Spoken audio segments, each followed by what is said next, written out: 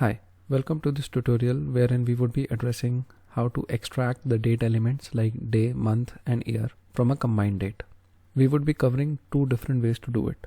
The first way would be to delimit this date using text to column function with hyphen as a delimiter. But the biggest disadvantage of converting a date using text to column function is that we'll not be able to retrieve the original date of birth until unless we don't copy and paste it in a new cell and then do the treatment. And the second way would be to simply run the day, month and year function on the date cell in order to extract the respective element. Now let's quickly start extracting the elements using the text to column. Now, as I said earlier, I would be copying this column into a different column before treating it with text to column function. I'll go to data, I'll go to text to column and I'll delimit my data using the hyphen and simply finish it.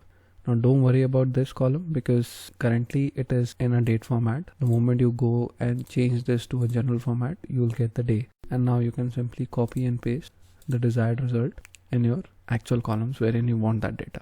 Now the other way would be to run the day, month and year function, which is a more preferable way to extract the day, month and year from a date formatted cell. All you have to do is simply pass on the single argument, which is your date, into the day function, and this gives you the date as an output. The same goes for the month. Again, it just takes one key argument, which is the date cell, and returns the month number. And for year, again it's the same, which takes one key argument as input and gives you the year.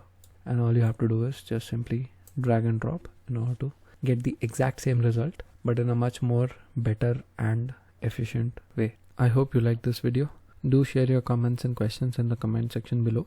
Also do follow this channel to access more video tutorials on various Excel functions. Thank you.